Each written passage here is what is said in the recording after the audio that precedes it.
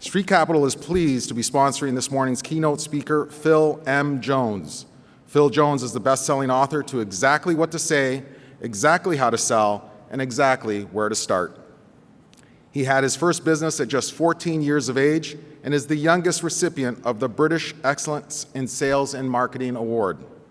To date, over 2 million people across 57 countries have benefited from his lessons, and as a result, they now know exactly what to say, when to say, and exactly how to make more of their conversations count.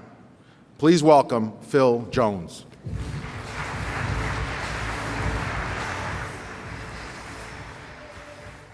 Thank you, sir.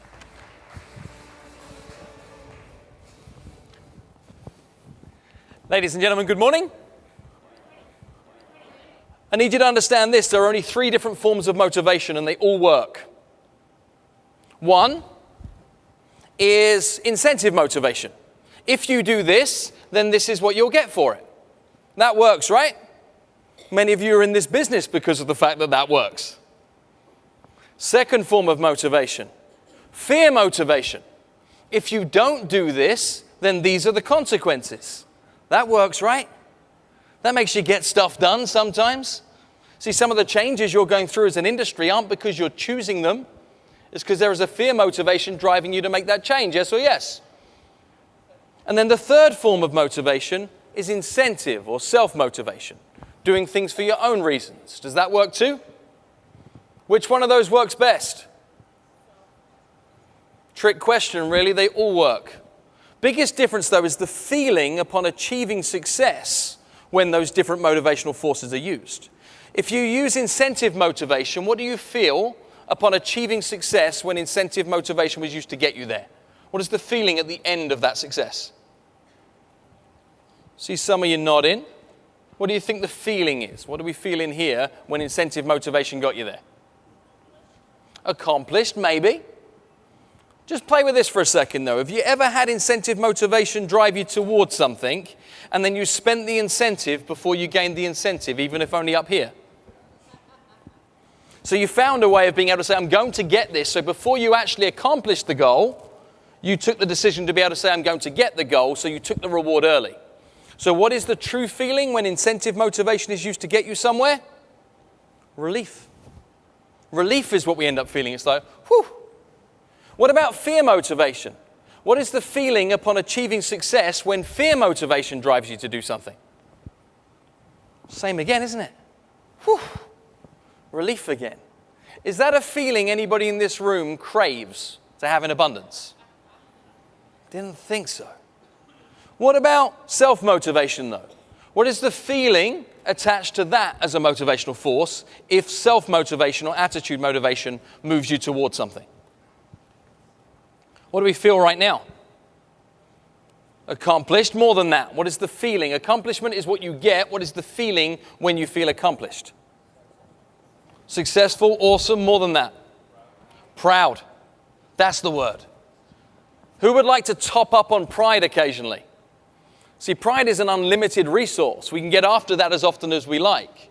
So all 3 of those forms of motivation work, yet our ability as sales professionals needs to be to use them as a way to steer other people to make their own decisions. Ever had a busy day at work? And you've come back from work to your home, and you're wearing exactly what you wore for the day. Yes? And you've got your bag alongside you, you're kind of tired, and what you see across the way is your couch. And then you make a very conscious decision, and you say, what I'm going to do is I'm going to sit on you. You make that decision, still wearing everything you wore for the day, and then what you do is you plonk yourself down on the couch, and it goes something like this. Is this familiar? And then you think to yourself, man, if I go get changed, I'm going to be so much more comfortable. Yep, I know it. Yeah, that'd be great. Whew. Well, if I lay that way, whew, that'd be a game changer. Yeah, it will. But you know what? This is fine.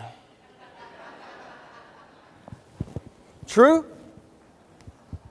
How many of your clients, customers, prospects are fine as they are? We're saying, you should change to us. We should make this move. You should pick me as opposed to the other guy. And they're saying, I know. I believe you. I'm certain that if I come with you, I'll be so much more comfortable. I'm 100% convinced that you're a better choice. I know it. But I'm fine as I am. How often does that happen? Too often, correct? Too often that happens. So do people move to become more comfortable? Do people move to become more comfortable, yes or no? The true answer is yes.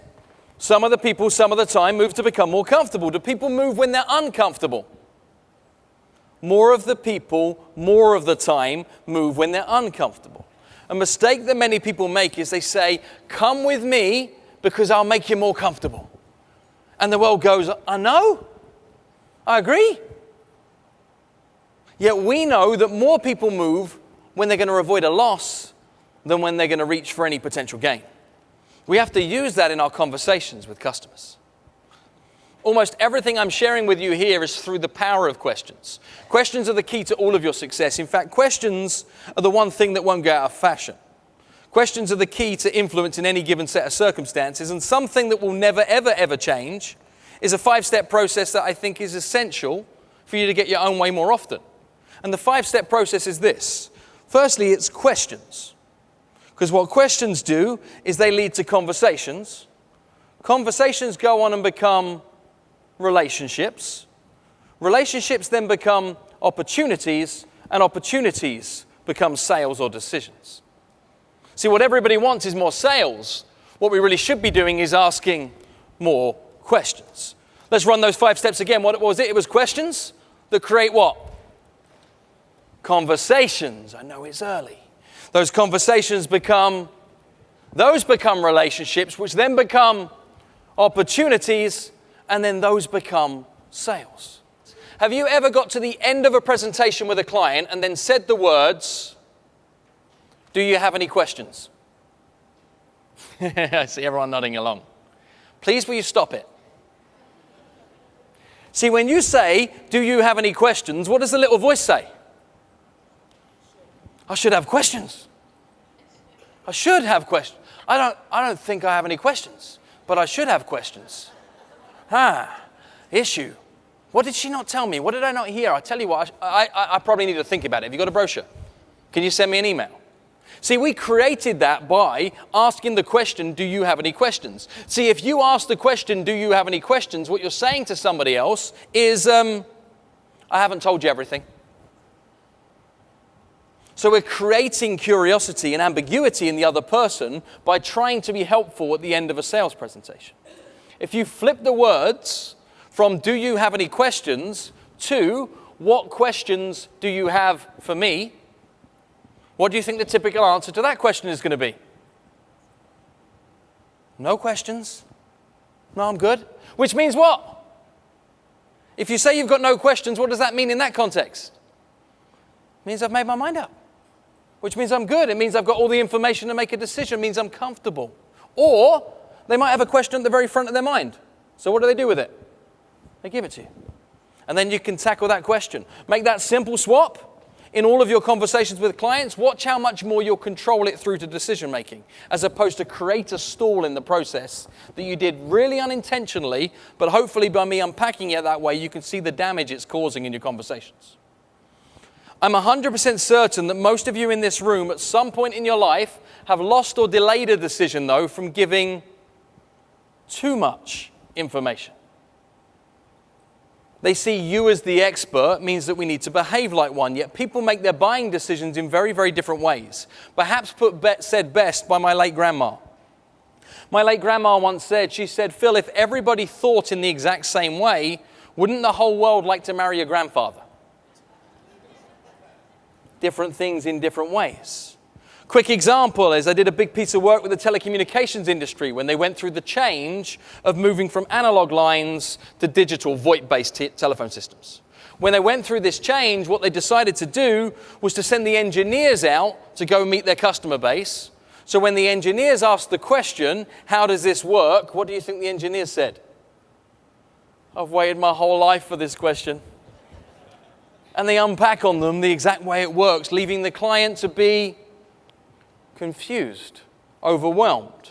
A confused buyer cannot make a decision. Our job is to simplify. Here's what I did to help this organization go through this change. I trained their staff to answer that question differently. When the staff asked the question, or the clients asked the question of the staff, how does this work? Here's what I trained them to say. I trained them to say, it works great. That's it. Clients would say, so how does this new technology work? Staff would say, it works great. Do you know what 9 clients out of 10 would do? I'm good with great. That works. Yeah, I'm good. 1 in 10 would go, yeah, but how does it really work? And the engineer goes, I got this from here. But 9 out of 10 are good with great. Yet quite often we find ourselves in our conversation needing to be able to explain these things that confuse our clients as opposed to help lubricate the transaction, move out the barriers, take away the friction, and have them make their decisions more freely. So consider if you're giving people enough information to make the decision, or are you giving them enough information to make you sound smart? Because if you sound smart, how do they feel?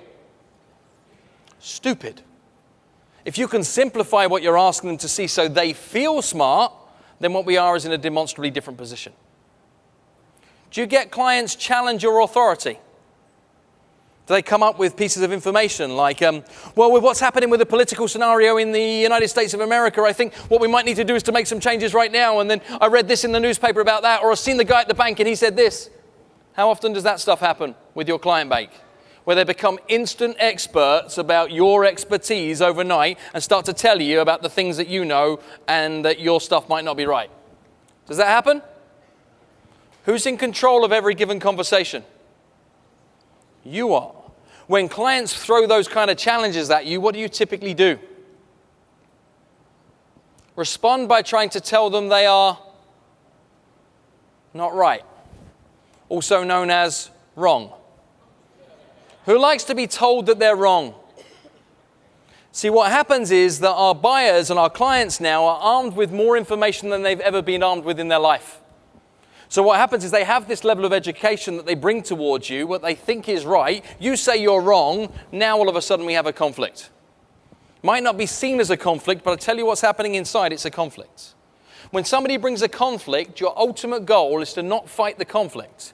Instead, it's to control the conversation and help them realize that the foundation of the advice that they are building towards you, or the foundation of the evidence that they're using to be able to create that opinion, isn't solid. That's all we have to do, is we have to question the foundation of their information base.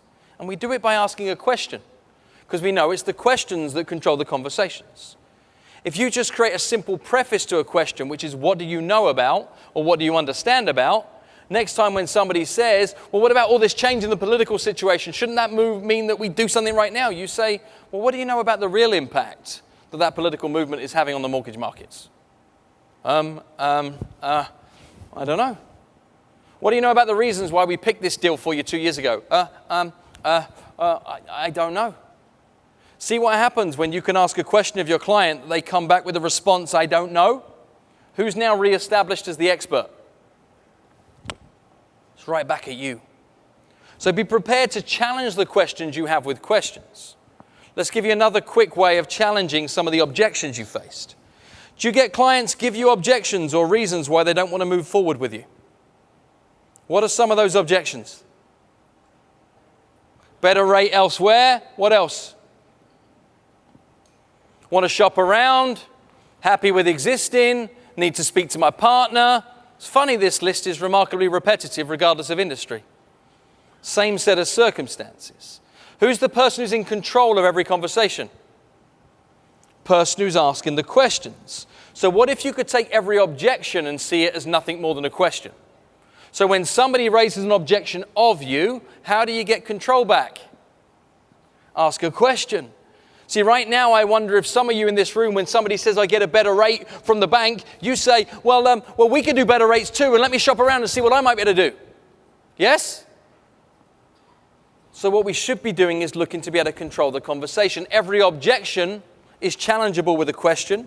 We could get 11 different objections to come up with 11 different questions. We could workshop this, break into groups of 3, or I could just give you a question that works with all 11. What would you rather do? We'll take the easy one. Customer says, I need to speak to my partner before I make a decision over this. You say, what makes you say that? Customer says, my banks are giving me a really decent set of rates on these kind of things too, and I'm thinking of going with them. You say, what makes you say that?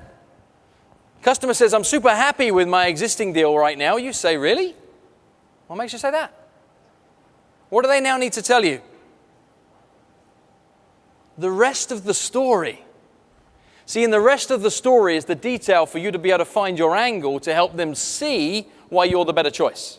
Not for you to tell them why you're the better choice. For you to be able to find the angle in the story for you to be able to help them see that you're the better choice. That simple set of words will get you out of trouble because it buys you time. It helps them paint the picture of the scenario that is the problem that you need to go on and find. This makes sense, yes or yes? Yeah?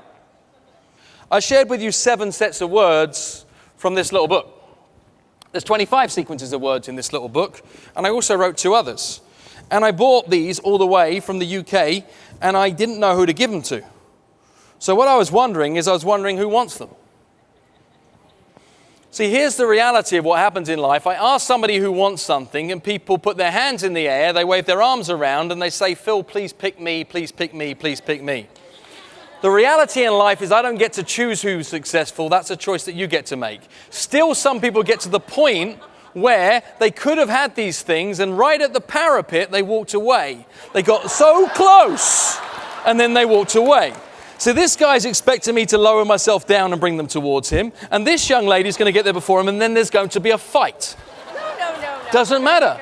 And this is very Canadian of you all. Right?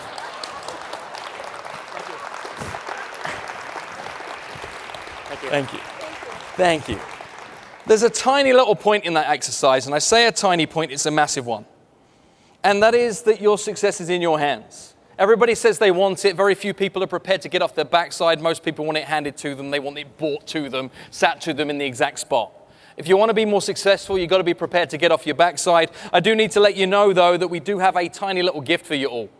So for those of you that are in attendance to this session, we do have a single book of exactly what to say for each and every one of you.